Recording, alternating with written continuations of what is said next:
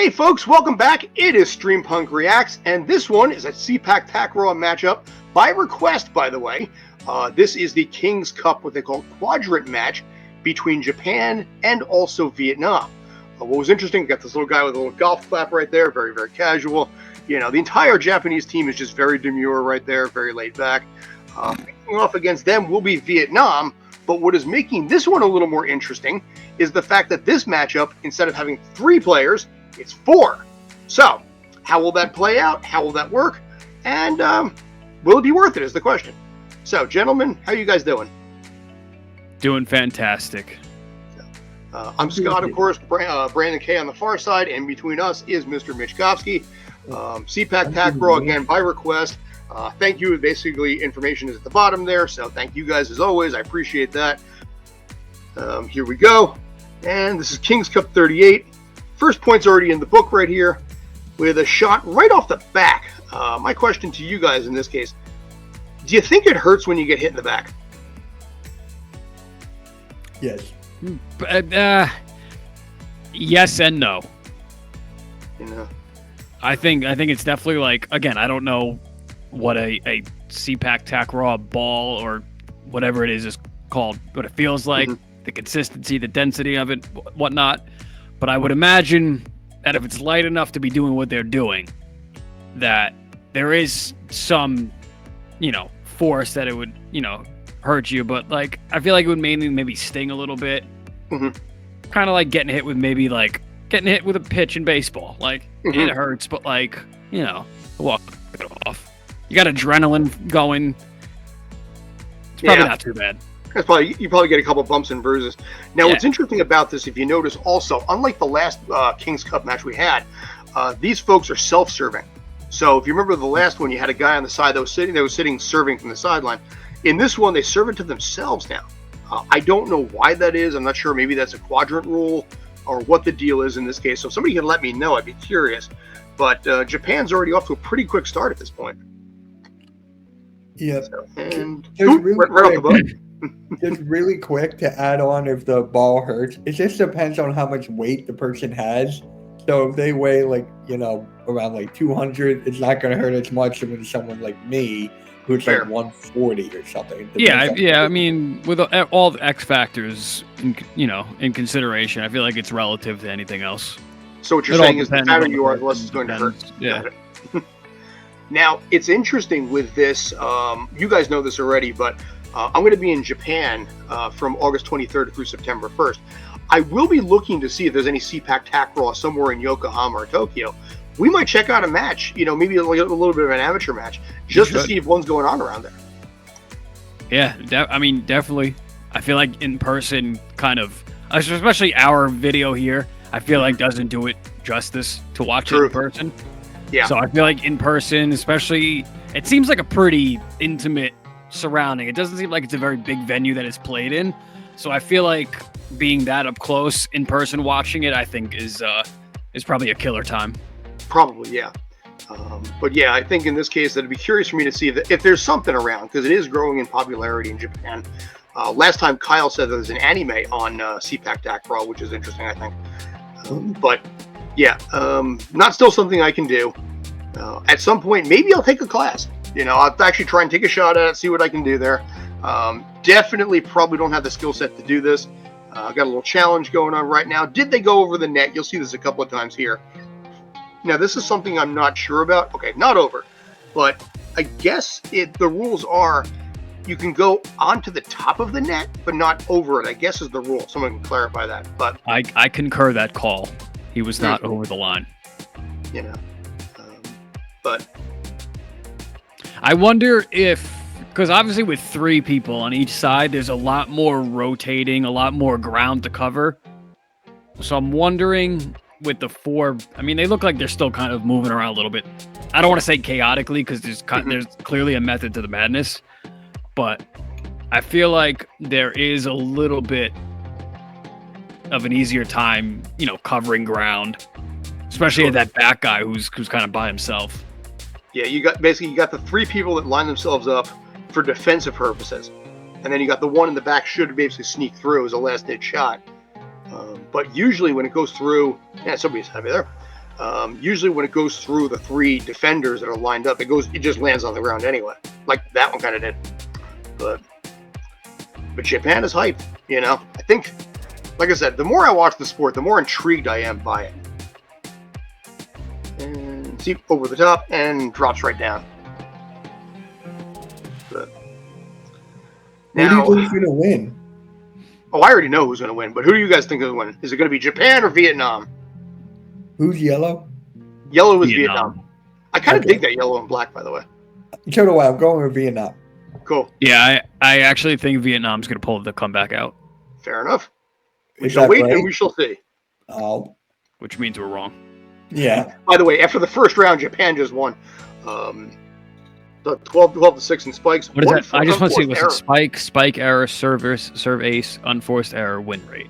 Okay, Yeah. interesting categories there.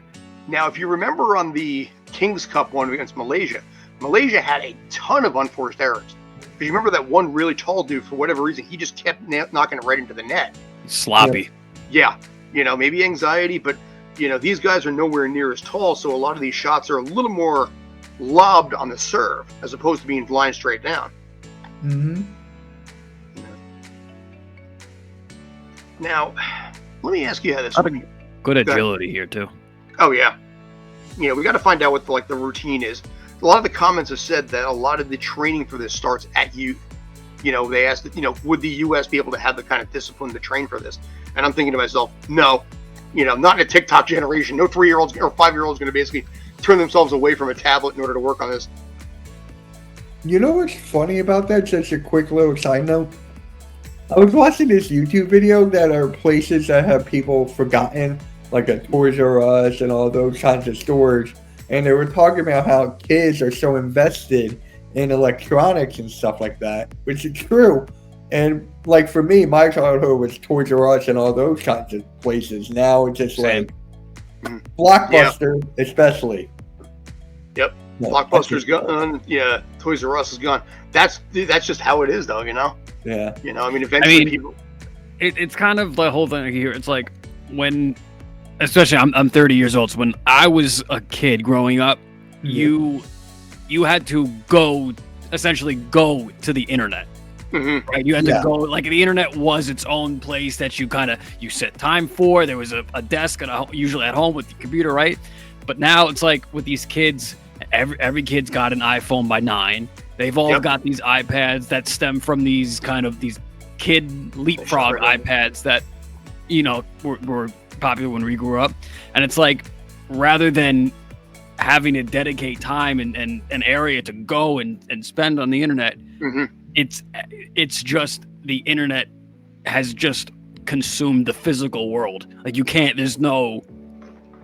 So especially on the especially on the western side where we are on the United States. So there would be no discipline. It's tough for kids to have to go through a regimen. You guys want to know what YouTube is doing now? I don't know if it's official yet, but they're requiring people to put their IDs for YouTube, just to keep the kids safe and all that. So that is something that they are working on. I've heard something about that too, but we'll find out. But yeah, I'm not I'll wait till I see it. But. Sure. But by the way, we're already into the second match. We're currently 8-8 at this point, I think 9-8 maybe. Another challenge, by the way. So we're almost done with this match, by the way, I should mention. But so basically both you guys think Vietnam's going to take this thing. Another shot. Does that he's mean on the net. He's on the net. Yeah. It looked right on the line. I'm going to say not over. I guess it's all right, but yeah.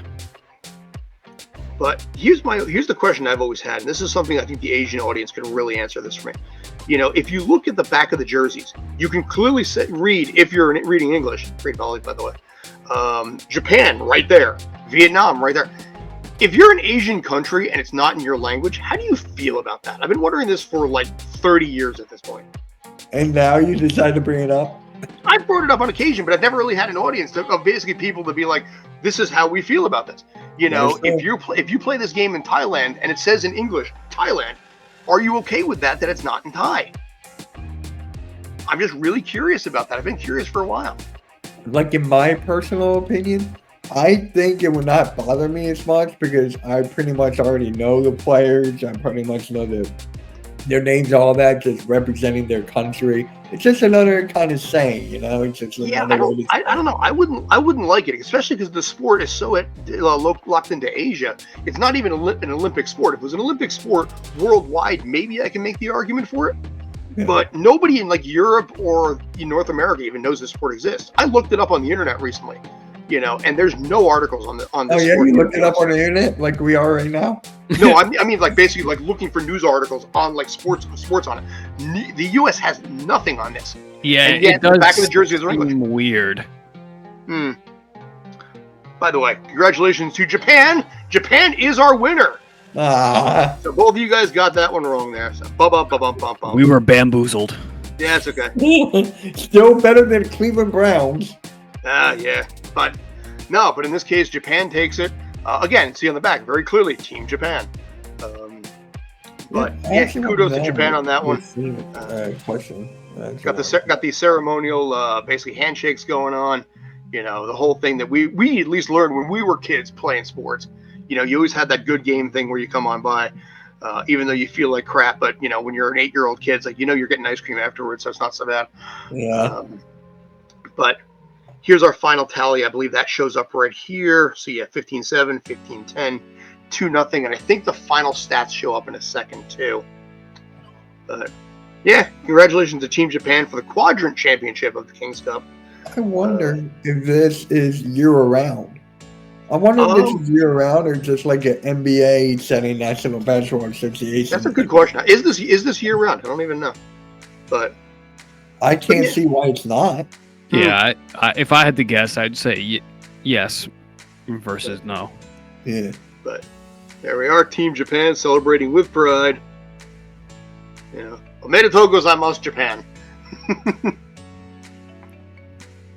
Way to go, guys. Yes. Yatta. All right. So, Sepak Takraw Quadrant Championship King's Cup. Gentlemen, thoughts if you got them? Let us know what you guys think. If you guys want us to have any more, please drop over in the comment section below. Yeah. Love doing this. Appreciate you all. Yeah, that sums it up perfectly in my mind. Yeah, I do have another Sepak Takraw, more of a smaller match by request. So I'm not sure if this person actually played in this particular match, but I've already got that one. We'll set that up for the near future. I do have another video coming up for Yokohama baseball because, again, as I mentioned, I'm going to be in Japan from the August 23rd through September 1st. So I'll see if I can check out Sepak Takraw when I'm there. You know, who knows? Maybe I'll find something. Brandon, do you have any final thoughts, or are you good? No, I'm good. I always enjoy watching the Sepak Takraw. Again, very much hacky sack.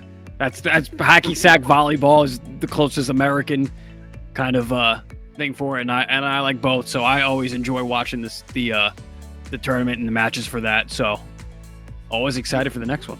Nice. So appreciate it, guys. Like I said, this came by request. Thank you again for that. If you have any other matches or anything else that you guys want us to cover, 100% let us know in the comments. I'm the guy that's usually watching all the comments on there. So give me thoughts, give me ideas, give me compliments, give me complaints, give me anything. Anyway, one more time, I am Scott. That is Mr. Michkowski, and that is Mr. Brandon K. Kyle Krieger is actually at a concert right now, so he couldn't actually be here for this one, but you saw him in the last one. Anyway, this is Stream Reacts. Like, comment, and subscribe, and find all the other stuff that Streampunk Entertainment has to offer, including articles, talking about soccer, talking about lacrosse, and everything else worldwide. Thanks as always. Take care, and stay awesome.